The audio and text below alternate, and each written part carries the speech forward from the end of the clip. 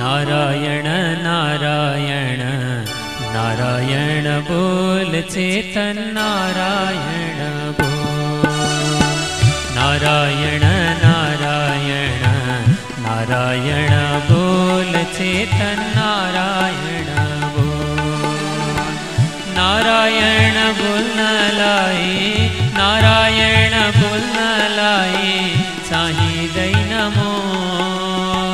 नारायण नारायण नारायण बोल। नारायण नारायण नारायण बोल। जय श्रीमन्नारायण। ओम तत्सं यो वृणीमहे गातुं यज्ञाय गातुं यज्ञपतये।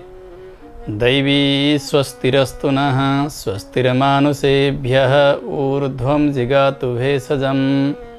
सन्नो अस्तु द्विपदे सञ्चतुष्पदे। ओम शांति शांति शांतिः।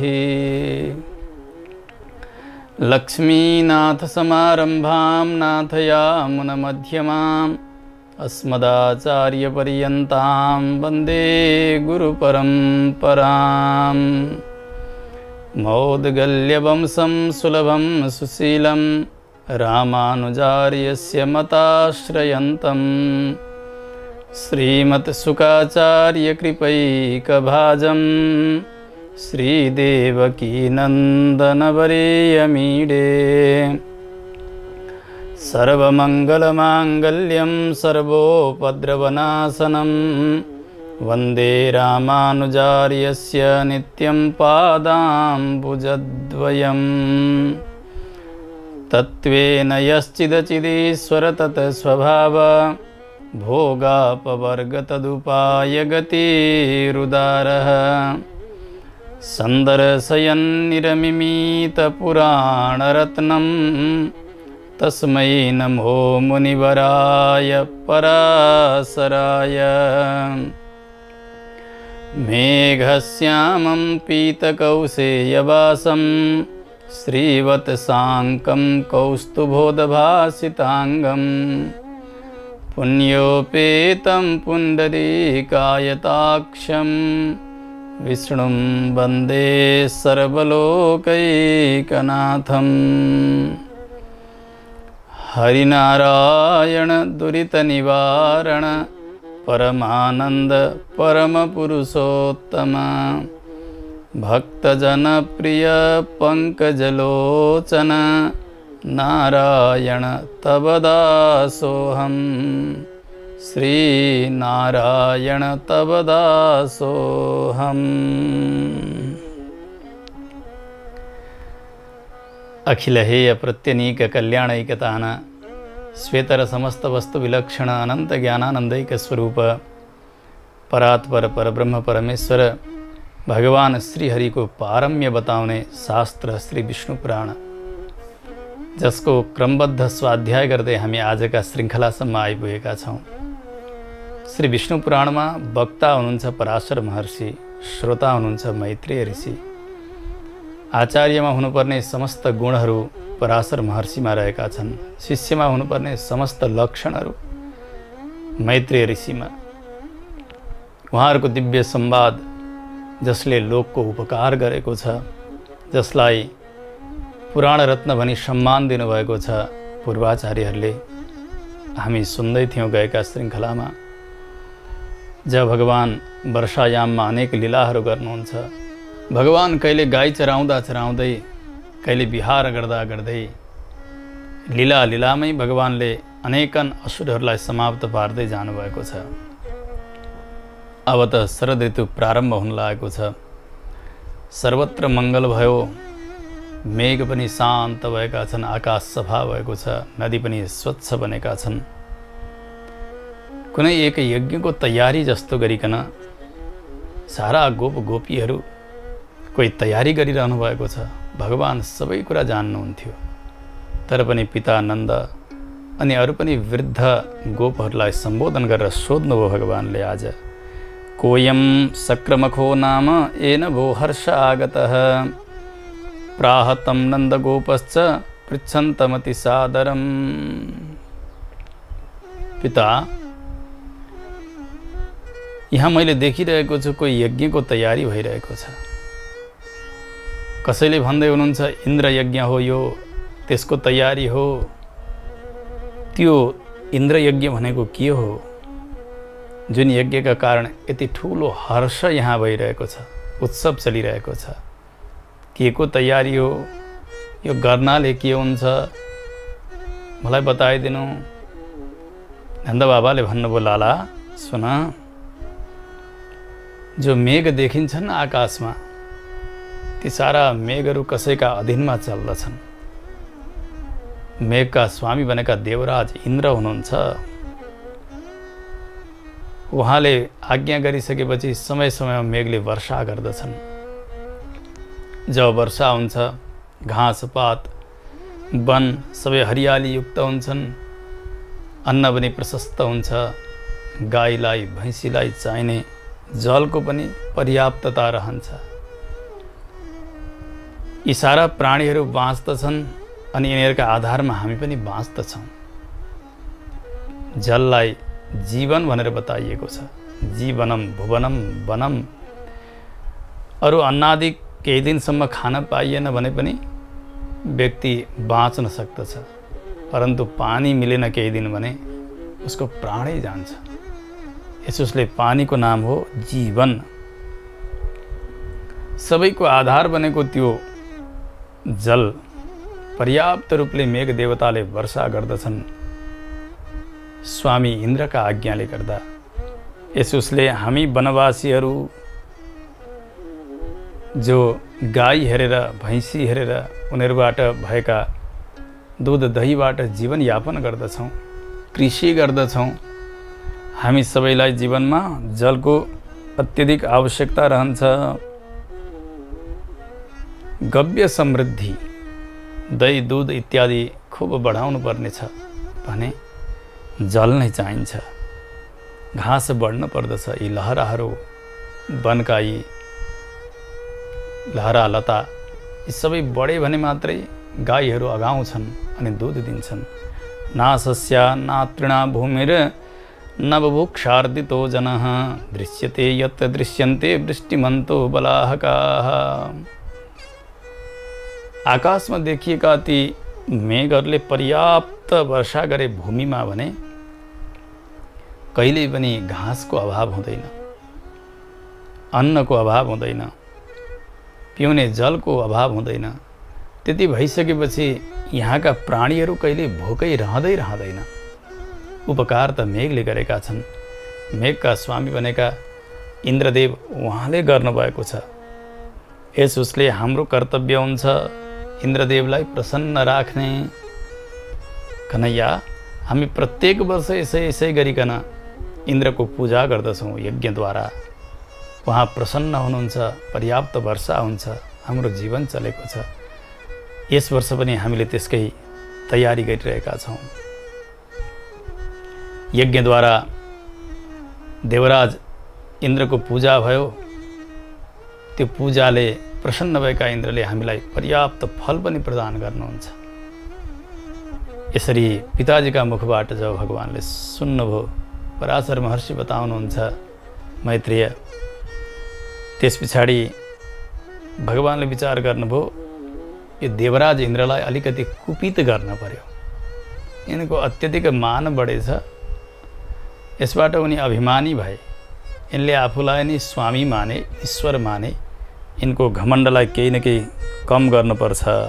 यो मनमा विचार गरेर भगवानले पिताजीसँग भन्नुभयो, पिताजी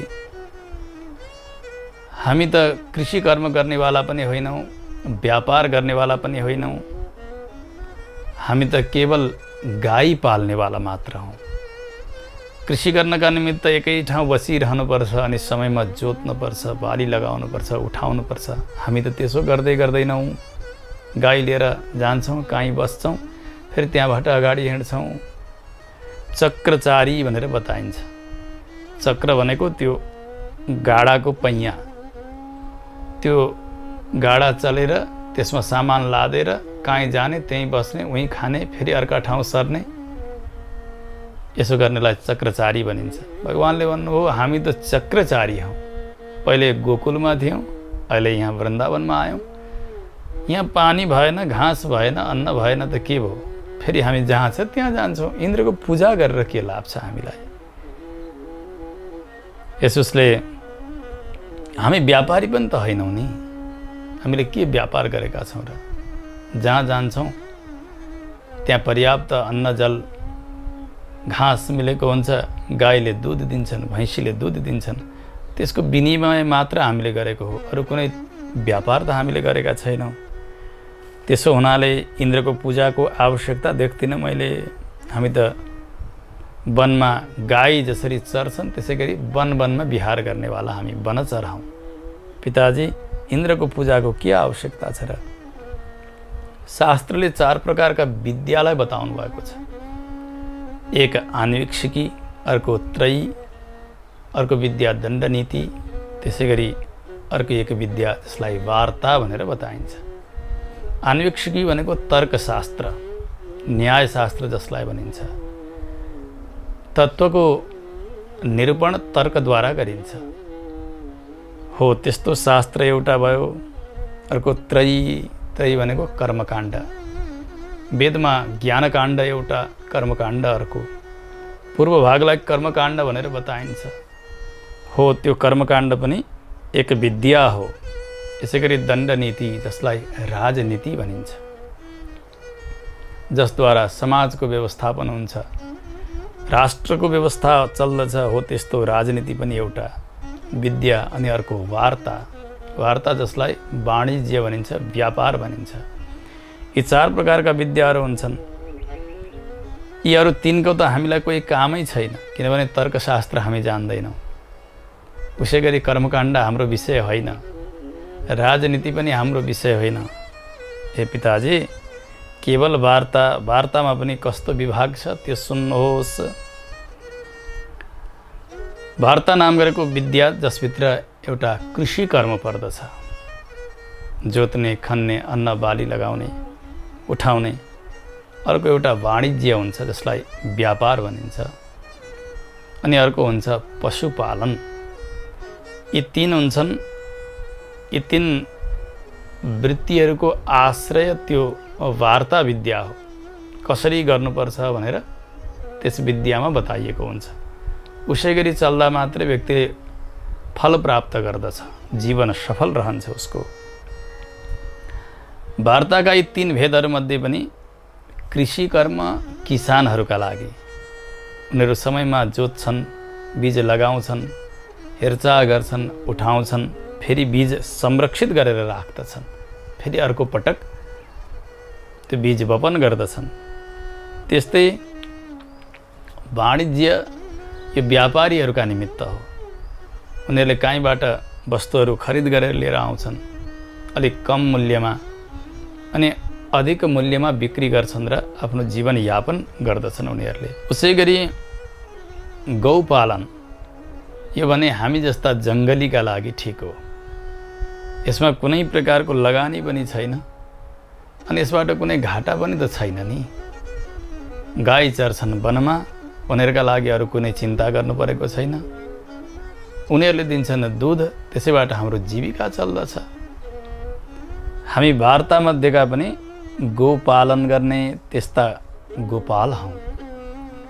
हाम्रो उत्तम वृत्ति भनेको यही नै हो। यसैबाट हाम्रो जीवन चलेको छ पिताजी। जो व्यक्ति जुन विद्याद्वारा युक्त हुन्छ त्यो विद्या नै उसका लागि इष्टदेव समान हो, किनभने त्यसैबाट उसको आजीविका चलेको छ नि, बाँचेको छ। जसको उपासना गरौँ तद्देवताले त्यो उपासकका मनोवाञ्छालाई पुरा गरिदिने, रक्षा गर्ने जिम्मेदारी रहन्छ। आखिर वार्ता जो विद्या हो त्यसमा पनि हाम्रो गोपालन यो विभाग हो हाम्रो। यसैबाट हाम्रो जीवन चलेको छ भने हाम्रा लागि देवता यी गाई नै हुन्छन्। यिनीहरूलाई पाल्नाले हामी पनि पालिएका छौँ। विद्यया योयया युक्तस्तस्य सा दैवतं महत् शैव पूज्यार्चनीया च शैव तस्योपकारिका। त्यसो हुनाले आफ्नो वृत्तिलाई नै, पेसालाई नै देवता मान्नु। उसैलाई पूजा गर्नुपर्छ, उसैको अर्चना गर्नुपर्छ, त्यो वृत्ति नै व्यक्तिका लागि उपकारक हुन्छ। यसोस्ले हाम्रो वृत्ति गोपालन, हामीहरूका लागि देवता भनेका साक्षात् गाईहरू हुन्। यो एउटा तर्क भगवानले राख्नुभयो। भन्नुभयो जो व्यक्ति एक व्यक्तिबाट फलको प्राप्ति गरेर अरू कसैको पूजा गर्दछ, कसैबाट बाँचेको छ ऊ, तर पूजा भने अरू कसैको गर्छ भने त्यसको भक्ति जार भक्ति हो।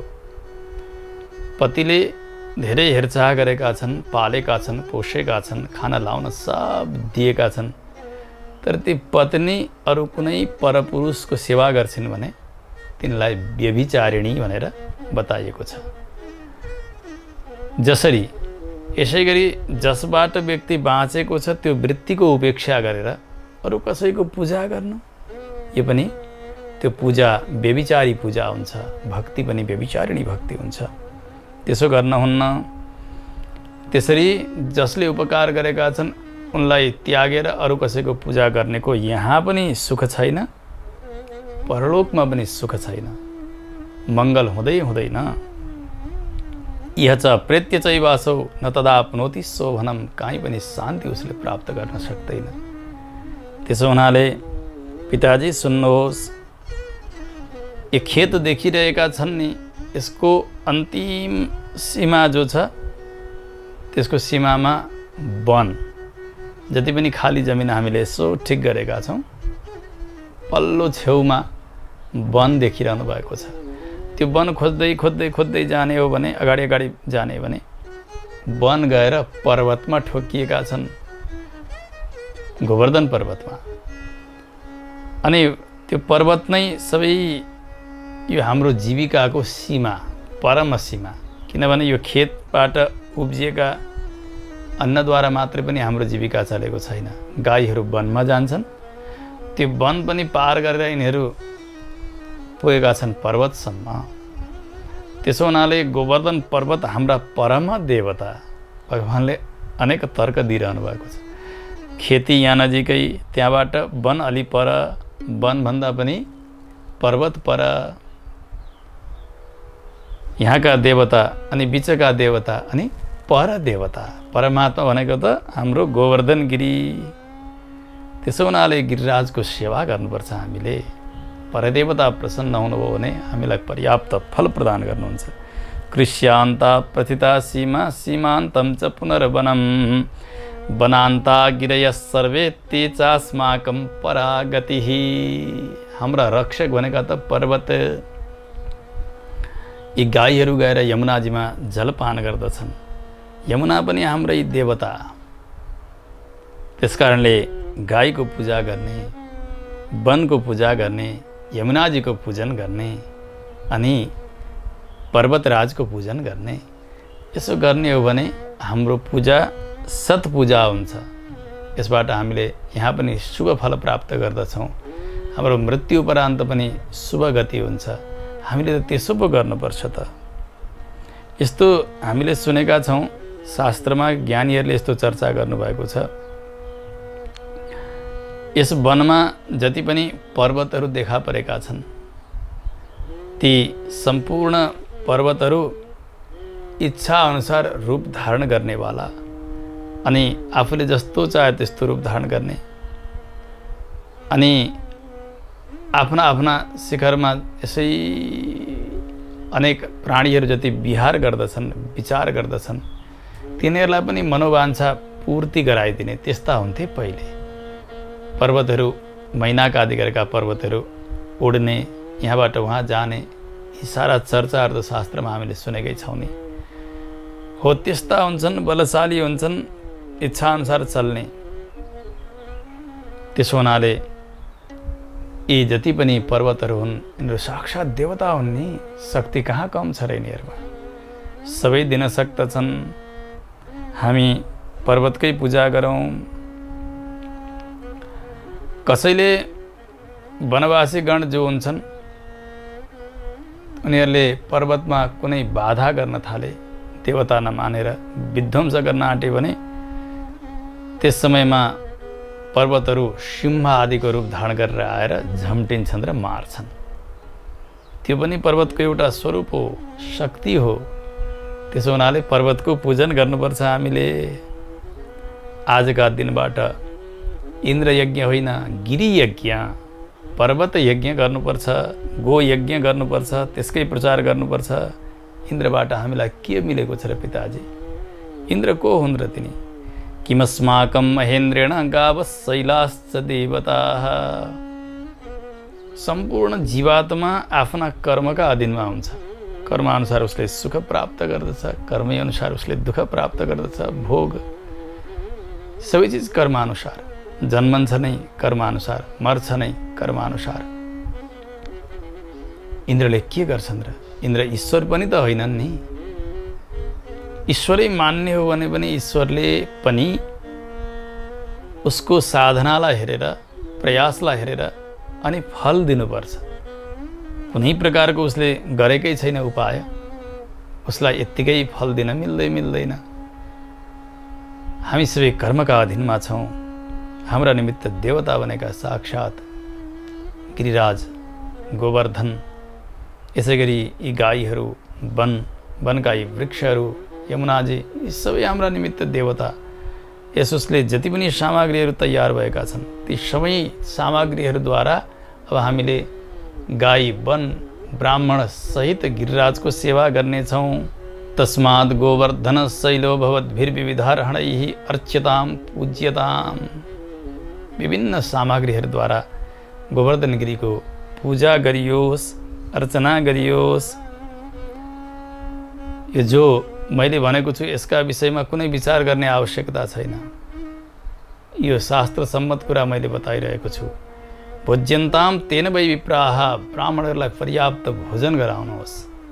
ब्राह्मण तृप्त भयो भने देवता तृप्त हुन्छन्, सबै प्रकारको आशीर्वाद दिन्छन्, हाम्रो मनोवाञ्छा सिद्ध हुन्छ।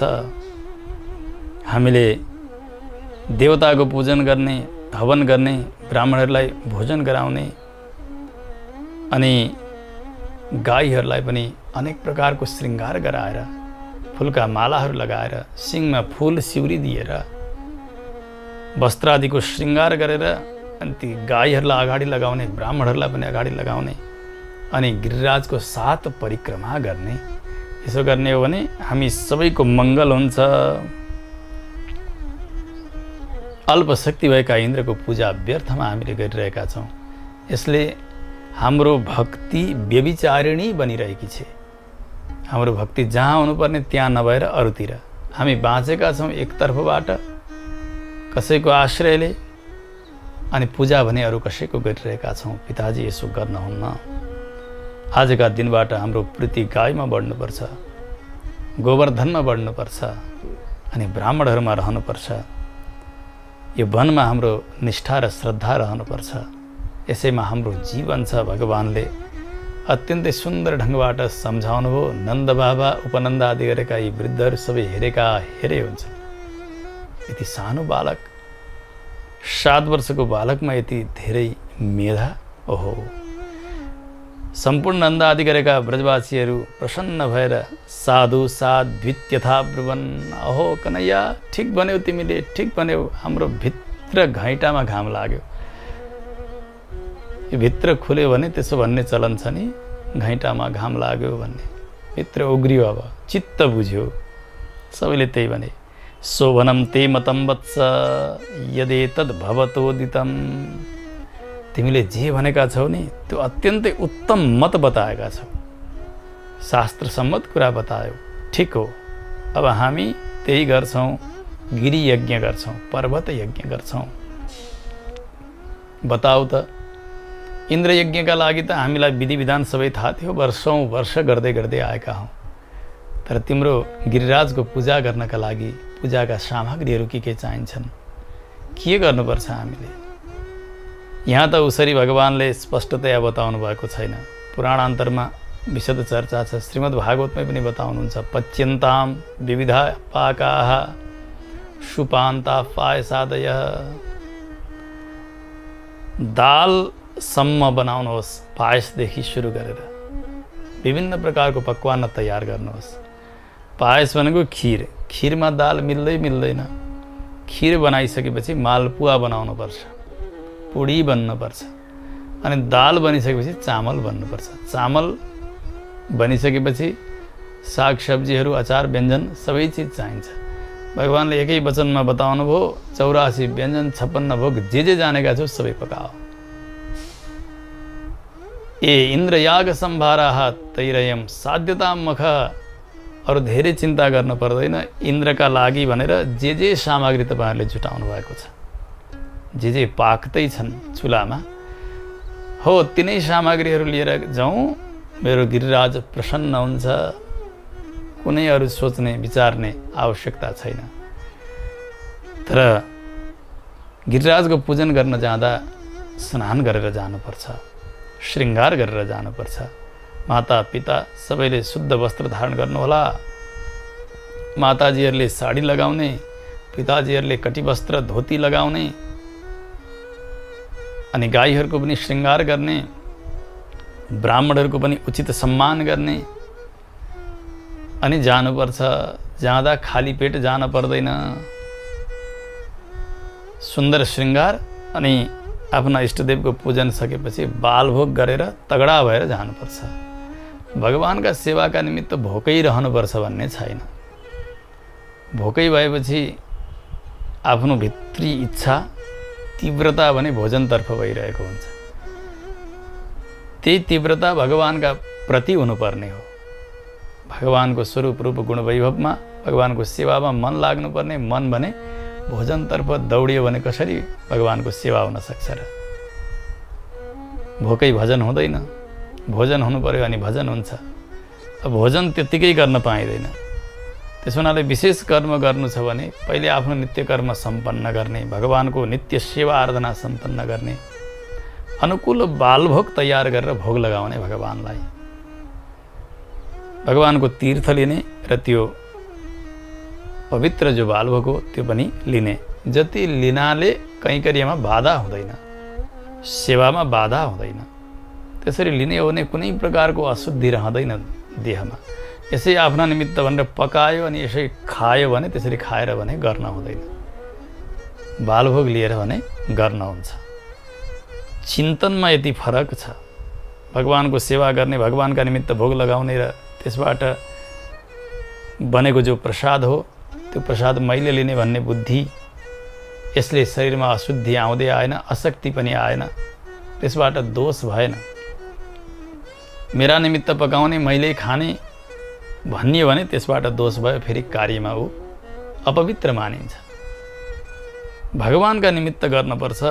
अनि भगवानका लागि अल्पाहारको व्यवस्था भइसकेपछि त्यही गरेर बस्ने भने ढुक्कसँग अगाडिका कार्यहरू गर्न सकिन्छ। भगवानले भन्नुभयो खोपसँग भोग लगाउनु, बालभोग गर्नु, अनि पकवानहरू तयार भएका सबै आफ्ना डोका, डाला, थुन्चे, बोरा के छन् ती सबैमा राख्नु र सबैले लिएर जानु। यसो गर्नुपर्छ। भगवानले आज्ञा गर्नुभयो। तत्कालै सबैले स्नान गरे। इन्द्र यज्ञ गर्नका निमित्त त स्नान गर्नुपर्छ भने थाहा पनि थिएन यी गोठालाहरूलाई। जस्ता थिए उसै पूजा गर्थे। इन्द्र त्यसैले प्रसन्न हुन्थे।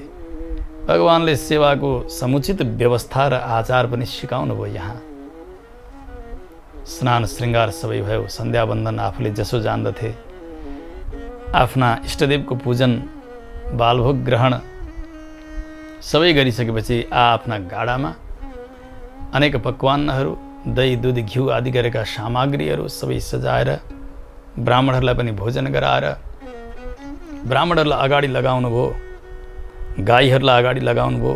पछाडि पछाडि गोपालहरू प्रस्थान गर्नुभएको छ गोवर्धन गिरिराजको पूजाका निमित्त। द्विजांश्च भोजयामासु शतशोथ सहस्रशः। हजारौँ हजार ब्राह्मणहरूलाई भोजन गराउनु भयो। त्यतिका धेरै घर थिए ब्रजमा।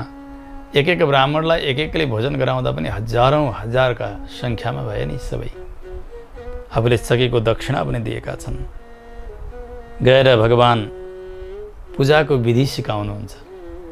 नन्दबाबाले भन्नुभयो, कन्हैया हाम्रो इन्द्र यज्ञमा विधि विधान त हामी सबै जान्दथ्यौँ, तिम्रो यो गिरी यज्ञमा, पर्वत यज्ञमा हामीले विधि जानेका छैनौँ नि। भगवानले भन्नुभयो म सिकाउँछु तपाईँहरू त्यसै गर्नुहोस्। ब्राह्मणहरूलाई स्वस्ति वाचन गर्न लगाउनु भयो। ब्राह्मणहरू हरि ओम स्वस्ति न इन्द्रो वृद्धश्रवाः स्वस्ति नः पूषा विश्ववेदाः स्वस्ति नस्तार्क्ष्यो अरिष्टनेमिः स्वस्ति नो बृहस्पतिर्ददातु इत्यादि स्वस्ति वाचन गरिरहनु भएको छ। त्यस पछाडि भगवानले साष्टाङ्ग प्रणति गर्नुभयो। सबैले गर्दछन्। अब आवाहन आसन अर्घ्य पाद्य आचमन धूप दीप नैवेद्यादि सम्पूर्ण उपचारद्वारा भगवान पूजन गर्न लागिरहनु भएको छ। अरू सबै पनि साथसाथमा पूजा गरिरहेका छन्। ब्राह्मणहरू मन्त्र बोलिरहनु भएको छ। हुँदै गयो। भोग लगाउने समय भयो।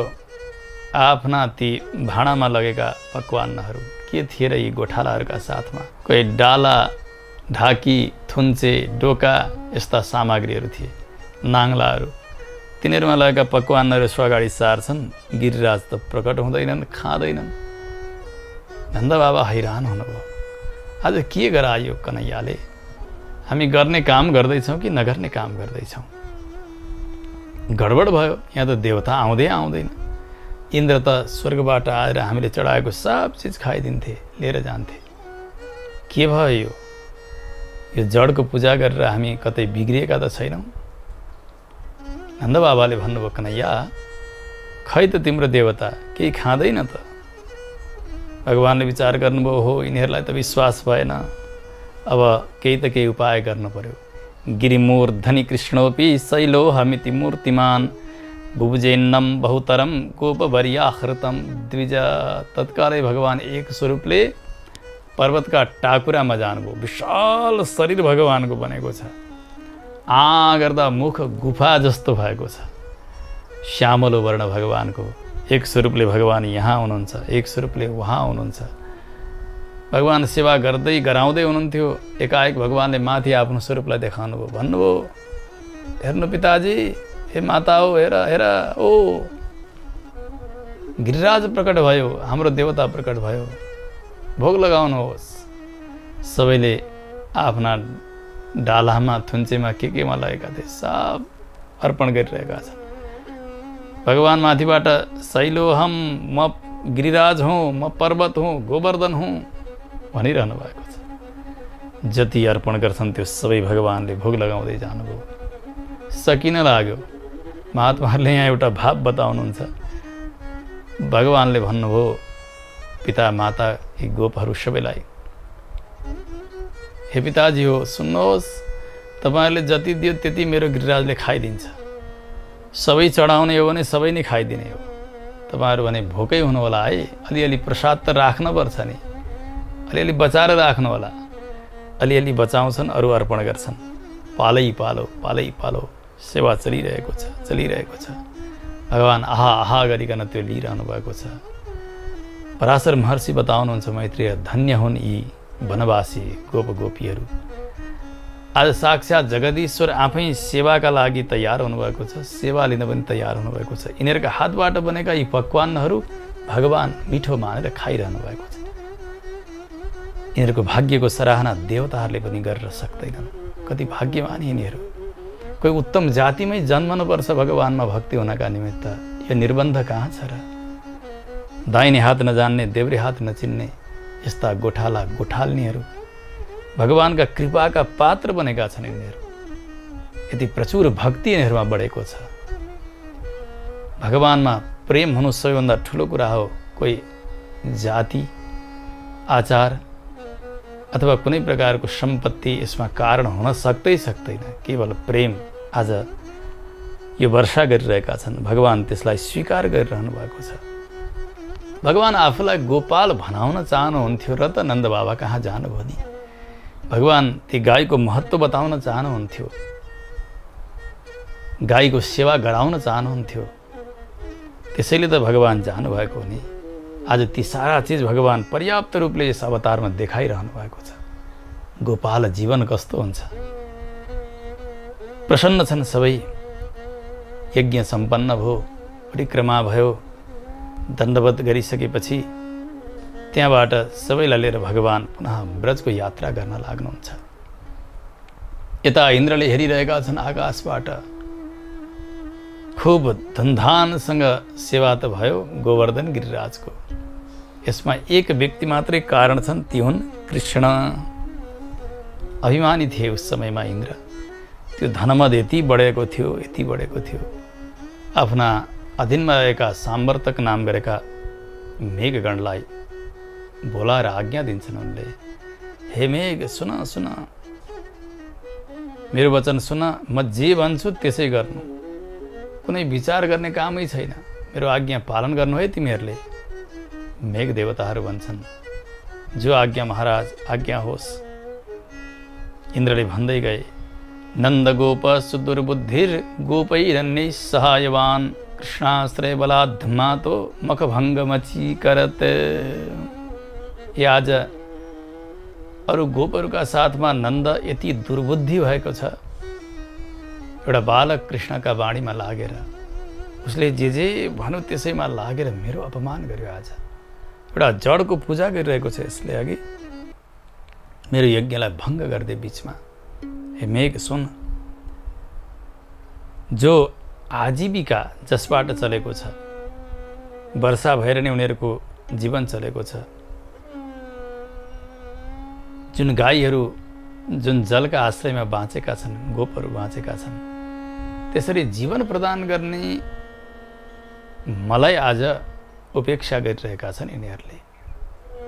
त्यो बाचाल आफूलाई नै पण्डित मान्ने, खुब ज्ञानी मान्ने यो बालक कृष्णका कुरा सुनेर यहाँसम्म अन्याय गरे, यो मलाई सह्य हुँदैन। अब तिमीले गएर खुब वर्षा गर्नु, कुनै विचार गर्ने काम छैन। जसरी तागावह वृष्टिवातेन पीड्यन्ताम वचनान् मम। जुन गाईका आधारमा तिनीहरू बाँचेका छन्, तिनीहरूका लागि गाई नै जीवन हो। तिनै गाई जसरी डुब्छन्, मर्छन्, त्यति नै धेरै वर्षा तिमीले गर्नु। देवताको पनि बुद्धि यसरी बिग्रन्छ समय समयमा। भगवानले दिएका ऐश्वर्यले, पदले आज इन्द्रको बुद्धि पनि समाप्त भयो। हे मैत्रेय, जब गाईमाथि अन्याय हुन्छ, ब्राह्मणमाथि अन्याय हुन्छ, त्यो अन्याय धर्मप्रति हुन्छ। धर्म स्वयं भगवानको स्वरूप हो। भगवान प्रति अन्याय हुन्छ अनि उसको विनाश नजिक नजिक आउँछ। आज इन्द्र सकिने समय भएको छ। गाईलाई पीडा दिनका निमित्त मेघलाई आज्ञा दिइरहेका छन्। उनले भने, तिमीले खुब वर्षा गर्नेछौ, हात्तीका सुँड जस्ता धाराको वर्षा। ब्रज सबै डुबाइदिनेछौ। म तिम्रो सहायताका निमित्त ऐरावत हात्तीमा चढेर आउनेछु, तिम्रो समर्थनका निमित्त आउनेछु। खुब गड्याङ गुडुङ गर्नु, चट्याङ वज्रपात सबै गर्नु, असिना हुन्डरी हावा, यसका साथ उत्पात गर्दै गर्दै ब्रजलाई डुबाइदिनु। यिनीहरूले मेरो अपमान गरेका छन्, यिनीहरूको जीवन समाप्त पारिदिनु। यस प्रकारले कडा आज्ञा दिएका छन् देवराज इन्द्रले। पराशर महर्षि बताउनुहुन्छ, मैत्रेय, आज्ञा पाउने बित्तिकै सम्पूर्ण मेघहरू तयार भएका छन्। एकाएक आकाशमा बादल मडारिएको छ, बिजुली चम्किएको छ, चट्याङ परेको छ, सर्वत्र अन्धकार हुन लाग्यो। मानव पृथ्वीमा कुनै ठुलै विपत्ति हुन लागेको छ, यस्तो हुन लाग्यो। गोपहरू डराएका छन्, बालकहरू डराएका छन्। एकै क्षणमा इन्द्रका आज्ञाले मेघगणले वर्षा सुरु गरेका छन्। मुसलधारे पानी भनिन्छ। हात्तीका सुँड जत्रा धाराहरू निरन्तर वर्षा भइरहेका छन्। आफ्ना छाप्रामा, गोठमा, गाडाका भित्र काहीँ गएर यिनीहरू आश्रय खोज्दछन्, तर सबैतिर डुबान हुन थाल्यो। कतै काहीँ ठाउँ छैन। हावा पनि उसै गरी चलेको छ। ती टहराहरू उडेर गएका छन्। गौशाला भत्किएको छ। ती बाछाहरू कराइरहेका छन्। सर्वत्र अन्धकार भएको छ। रात कुन हो, दिन कुन हो, केही थाहा नहुने जस्तो स्थिति भयो। अब त एकले अर्कालाई नभेट्ने स्थिति हुन लाग्यो। गावस्तु तेन पतता वर्षवातेन वेगिना धूता प्राणान् जहुसन्न त्रिकसस्ति शिरोधराः। ती गाईहरूका यी घोडाहरू डुब्दै डुब्दै जङ्गा हुँदै हुँदै गाईको शरीरै डुब्न लागेको छ। सबै भिजेका छन्, सुन्निएका जस्ता भएका छन्, काँपिरहेका छन्, प्राण छोड्दैछन्, कतिपय गाईहरू मरिरहेका छन्। यता मूर्छित भएका गाई छन्, बाछाहरूको दुर्दशा त्यस्तै छ, रोइरहेका छन् ती बाछाहरू। अब आफ्ना आमाबाट बिछोडिएका ती बाछाहरू आवाज गर्दै गर्दै त्यस जलमा डुब्दै कतिले प्राण त्यागिरहेका छन्। तिनीहरूको यस्तो करुण क्रन्दन बाहिर आइरहेको छ मैत्रेय। मानौ त्राही त्राहित्यल्प शब्दाः कृष्णम ऊचुरिवातुराः। मानौ तिनीहरू सबैका मुखबाट हे कृष्ण, हे कृष्ण, हे कृष्ण, त्राही, रक्षा गर्नुहोस्, रक्षा गर्नुहोस्। ती सारा गाई कराइरहेका छन्, ती मर्दै गरेका बाछाहरू चिच्याइरहेका छन्। सबै त यिनीहरू देवता थिए नि, भगवानका लीलामा सहायता गर्न आएका यिनीहरू। जब अन्तिम अवस्था भयो भगवानलाई नि पुकारेका छन्। जति आपत्ति हुन्थ्यो ती सारा आपत्तिबाट भगवानले रक्षा गरिरहनु भएको। आज यो महान विपत्ति, यसबाट पनि प्रभुले रक्षा गर्नुहुन्छ भनेर ती बाछाहरू रुँदै कराउँदै प्राण त्यागिरहेका छन्। सबैको त्यो आवाजले त्यो ब्रजभूमि गुन्जित भइरहेको छ। त्यो आवाजलाई त्यो गड्याङगुडुङ आवाज र त्यो वर्षाको धाराले दबाइरहेको छ। भगवानले विचार गर्नुभयो, हो कसै गरी पनि यिनीहरूको रक्षा त मैले गर्नुपर्छ। सबैले भन्न लागे, कन्हैया कन्हैया, हामीले नगर्ने काम गऱ्यौँ, देवराज इन्द्र रिसाए, हामीले पुस्तौँ पुस्ता यसरी पूजा गर्दै गर्दै ल्याएका थियौँ, उनको अन्याय भयो। अब के गरी इन्द्रलाई खुसी पार्ने होला? यो अनर्थबाट हामी कसरी बच्ने? नन्द बाबा भनिरहनु भएको छ, यशोदा मैया रोइरहनु भएको छ। भगवानले विचार गर्नुभयो, हो यसै समयमा हो इन्द्रको मानभङ्ग मैले गरिदिनुपर्छ। यति अभिमानी भइसकेको इन्द्र, म जगदीश्वरलाई नजानेर आज म प्रति नै यति धृष्टता गर्ने? कसै गरी ब्रजवासीहरूको रक्षाका बहानाद्वारा इन्द्रको यो घमण्डलाई मैले चूर गरिदिनेछु। भगवानले सङ्कल्प गर्नुभयो, भन्नुभयो, आउनुहोस् तपाईँहरू सबै, अब मेरा पछाडि यो पानी बढ्दै गइरहेको छ, हामी सुरक्षित स्थानमा जानुपर्छ। भगवानले त केवल गोप गोपीहरूलाई मात्र भन्नुभएको थियो, तर भगवानका वाणीले भगवान जहाँ जाँदै हुन्छ ती गाईहरू पनि पछ्याइरहेका छन्। त्यो पानीमा यसरी तैरिँदै तैरिँदै ती बाछाहरू पनि गइरहेका छन्। सबैले भगवानको भाषा बुझ्दथे उस समयमा, ती पशुहरू सबै। भगवान जाँदै हुनुहुन्छ, पिताम्बरले कम्मर कस्नु भएको छ, पुग्नुभयो गोवर्धनका तल्लीमा। भन्नुभयो, आउनुहोस् तपाईँहरू सबैजना यहाँ, हामीले जुन इष्टदेवको सेवा गरेका छौँ, जसका शरणमा परेका छौँ, उसले भक्तको रक्षा अवश्य पनि गर्नुपर्छ। हाम्रा गिरिराज, हाम्रा देवता हुनुहुन्छ, उहाँले अवश्य रक्षा गर्नुहुन्छ।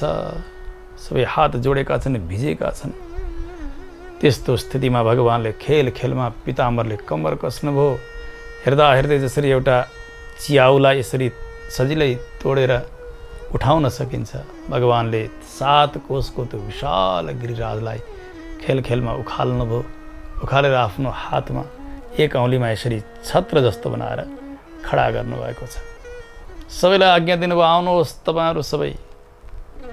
गिरिराजका तलपट्टि मानव एउटा छाताका ओतमा जसरी व्यक्ति बस्दछन्, त्यसै गरी सम्पूर्ण गाई, बाछा, गोप गोपी, बालक, वृद्ध, वनिता सबै नै त्यहाँभित्र प्रवेश गरेका छन्।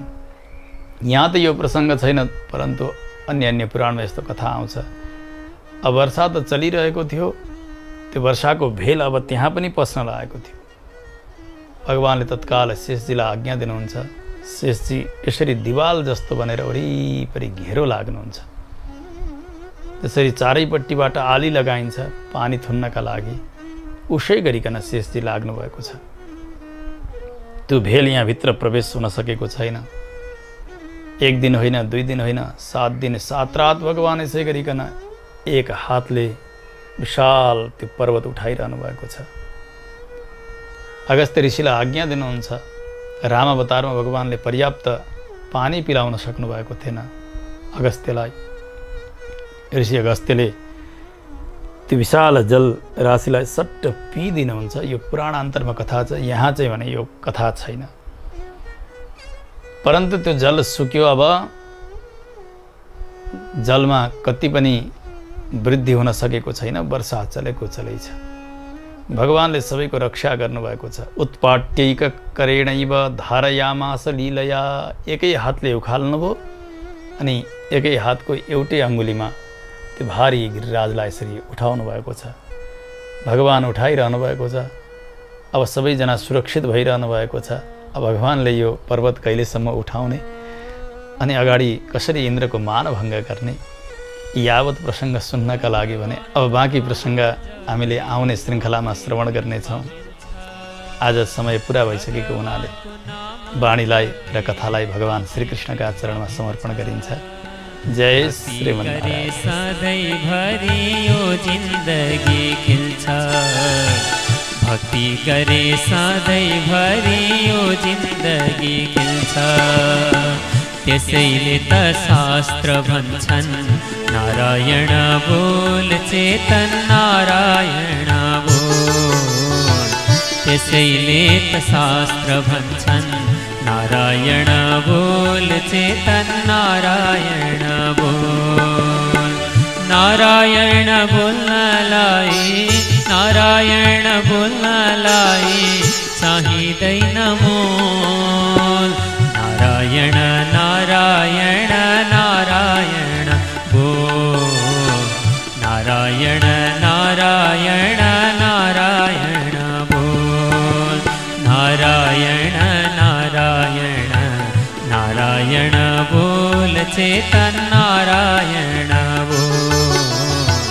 नारायण बोल चेतन नारायण बोल। नारायण बोल चेतन नारायण।